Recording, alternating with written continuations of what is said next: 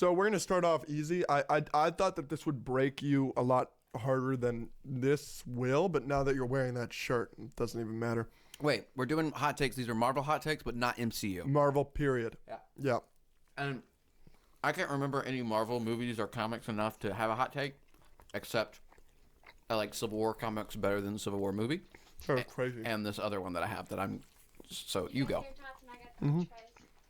I'll take. We ate all of them. So I've got You- 4 Oh, right wait, here. Carlton, I've got all of If them. none of these break you, then you'll do yours. No. I think the opening scene of X2, which is Nightcrawler Turkey. breaking into the White House, is the best opening scene of any Marvel movie ever. Wow. MCU included, anything. Better than Age of Ultron? Yes. Why? It's amazing. If you haven't watched it recently, please just YouTube it. The X2 opening White House scene, Nightcrawler is just unbelievable. It's unbelievable. The choreography, the CGI still looks great. The suspense, it's also the best White House break-in scene ever. Better than Olympus Has Fallen or any of those movies. Which are great. It's an unbelievable scene. Have you seen the Nightcrawler scene from Ultimate Alliance? The video game? Mm-mm. Oh, it's so good. Yeah? He's fighting robots and he like bamps like onto a wall which has swords like as decorations and then disappears and then he's up in the ceiling and like he's falling. He cuts a chandelier and then teleports to the next chandelier and cuts that one and teleports to the next chandelier and cuts it and they all fall on the robots. Dude, it's sick. I gotta see that. That was really good. I love Nightcrawler. Yeah, that won't break me. I think Age of Ultron has there's some other like up there, but I understand it being. It's so good. Deadpool 2 is as bad as the bad X-Men movies. Oh my gosh, why? The X-Force thing is fun. And there's some fun stuff. But killing the love interest I didn't like that. and then him just being annoyingly upset about it the whole movie bogs down that movie so much. I don't care for the little kid. And I don't think Cable is nearly as interesting as a villain as Ajax, which is crazy because in the comics, Ajax is nobody and Cable's like a main character. Spider-Verse is the best Marvel movie. Yep. Period. I think it's a top 2 comic book movie with Dark Knight. That's fine. That's fair. And I think that the Tobey Maguire movies are severely overrated, and the best thing to come out of them is the best comic book casting of all time, which is J.K. Simmons. It's a little rude. Let's hear it.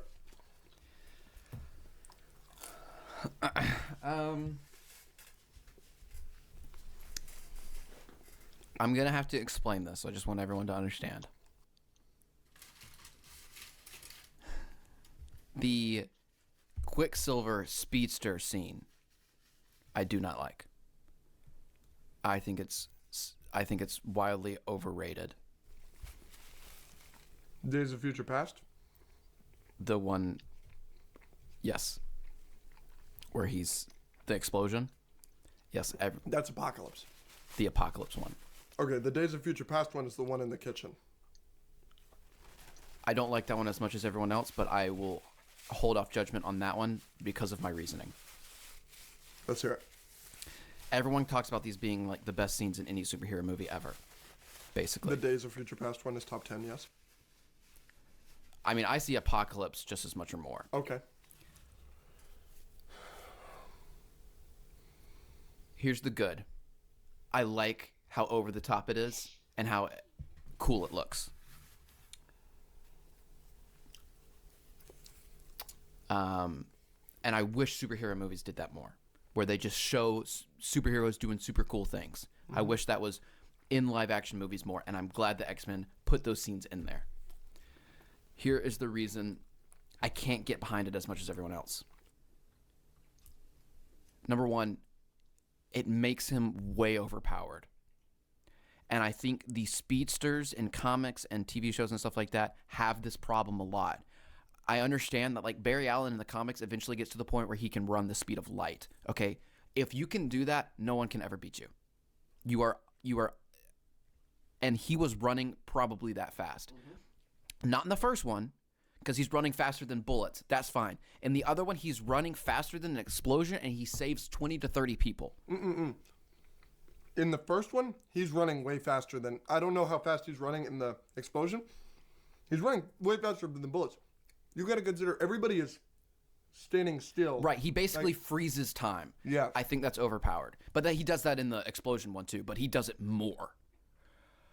Because in that one, he's in one room and he just moves some bullets. In the other one, he runs across an entire campus basically and saves dozens of people. So it makes him overpowered. If he is that fast, no villain in the movie stands a chance. He could run across the entire world and beat every supervillain there is before they even realize what's happening. So it just takes me out of it. Number two, the reason it takes me out of it, if he was saving people like that, they would all be dead. They would all be dead. If you ride a roller coaster and it jerks you the wrong way, your neck hurts for the rest of the day. If he is throwing you that fast and not bracing your neck or doing something else, like I know he sets up sheets and like wraps them in mattresses every once in a while, every single person that he would save would die. Yep. It takes me out of it. You're absolutely correct about that. Like, I like how, and everyone's gonna be like, dude, you like superhero movies, you're suspend your disbelief and all this stuff. I get all of that, but every single time there's a speedster scene, I'm like, it just doesn't make sense to me. Every single person he saves would be dead. He's overpowered, he shouldn't be that fast, and him saving people doesn't even make sense. Now, the Flash scene in the Zack Snyder's Justice League, it makes a little bit more sense to me. His running is weird, I understand that, I don't necessarily like it, but like, when he just turns, his shoes explode. Yep. That makes sense. Yep. All he has to do is touch the glass and it shatters. Yep. That's cool. That puts me in it more than him just running around and like he picks up a dog and runs the dog is from inside to outside in less than 0.0001 seconds. The dog would have died. It's nothing. It's like silly putty. Yeah, you would like your whole body would explode. Yeah, it would explode. Yeah. Yeah. So, I have no problem with any of this, but here's my issue with this whole statement. So, I think that you're absolutely correct on literally everything you said. But, superhero movies, even the realistic ones, are full of this, okay? Not to that extent. Tony getting thrown out of the window in Avengers 1, your favorite movie of all time? Come on. And then him getting into the suit and it... And then he goes back up right before he's about to hit the ground. He is dead as fuck. He would be slush in that suit. No, not true. Absolutely it gets true. him, and you see him go whoosh. Absolute no way. He is dead as it's all of these movies. It is the only thing that has ever done superhero powers like correctly is Invincible. Because Invincible, he saves that lady. Are you scared of your mic? Invincible, he saves that lady, and she's dead, like in his arms. Right, yeah. Because he's flying so fast. Yep. Like that, I love that. Yeah, so good. You gotta, yeah. You're wrong. Like all superhero movies have. Yeah, like I think that's what I'm saying, and to a certain extent, I can accept some of those things, but for some reason, that scene it has just always gotten me because speedster scenes and a bunch of stuff just never. See, that's less of an issue. That takes the problem with speedsters and the reality of it and makes it just a 20-minute scene of like this doesn't make any sense. It's so cool to watch and I love it, but it's just like that person's dead, that person's dead, that person's dead. It's 20 people dying because they're moving 100 yards in less than a millisecond. That is way more of a jump to me than Tony being in a suit.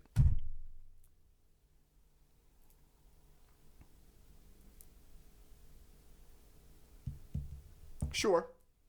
But again, I think that superhero movies have like this all the time. Now, my issue with your take is a lot less because it's the bad one. Right, so the reason I make a difference... I don't think the Apocalypse Mansion save scene is nearly as good as the Days of Future Past one. Right, and the other one, like I was saying, is... In that one, he's moving little things and like... He's moving someone's arms like this. That makes it He does punch somebody, though, and they'd be dead. Right. Well, he touches someone, and then he puts someone's fist, so he punches himself. That's right. That makes a little like that's a so little good. That's a little bit more believable. It's so good. And you see the like Wolverine's claws coming Mm-hmm. out. Oh! And they did it perfectly because they had Magneto throw a bunch of metal stuff up in the air, and there's sprinklers going, so it looks so freaking cool. And the song. I watch that scene probably twice, 3 times a year. Yeah, no, And I haven't seen that movie in years. that one doesn't bother me. I love that scene. All right. Wow. It's just something that always irks me with speedster scenes. Okay.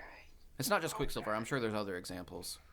What do you think of the Flash scene in Zack Snyder's Justice League? Where he like changes time. Well, that is different. That's different. But when he's saving all the people, and then you see, and like he's literally watching himself save everybody. That's fine.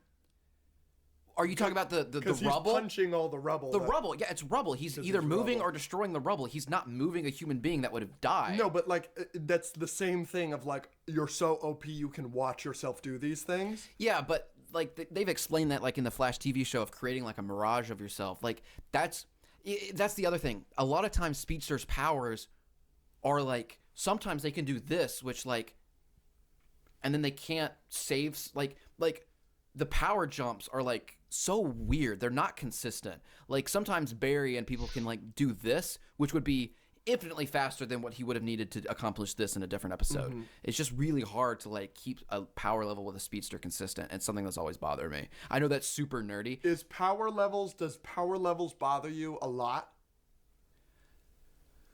No, I just think with speedsters and stuff and scenes like this, it's just their whole power is that one thing, and we get it consistently where it doesn't make sense. I have a huge issue with power level inconsistencies for the same character. It really bothers me if you lift a building in this thing and then you can't beat somebody up in this thing. Mr. Incredible is one of the biggest examples. Mr. Incredible is literally kicking around the Omnidroid in that city. This thing that is hundreds of tons or whatever you know what I'm talking about. Yeah. And then in Incredibles 2, in the first thing, Mole Man is like punching the shit out of him. Yeah. It bothers the shit out of me. Yeah. It really bothers me. It's because he's no longer the main character in the second movie. Another one that bothers me, and I'm the biggest Bad Batch defender there is. I defend Bad Batch like it's my job. I really do. But Wrecker's power level is disgustingly not correct. They nerf the shit out of him all the time. It really bothers me. And his first appearance ever is in season 7 of the Clone Wars. Commander Cody is underneath a Republic gunship. A gunship. Not a speeder or anything. A Republic gunship. And everybody's like, oh my gosh, we got to get him out, whatever. And Wrecker's like, give me room. And Wrecker single-handedly lifts the entire Republic gunship and throws it, and it explodes. And in Bad Batch Season 1 and Season 2, but in Season 2, they literally get trapped inside this cave, and there are a bunch of rocks, and there's a rock that's the same size as him, and he's like, I can't move this. Bothers the shit. There's nothing that bothers me more. Yeah.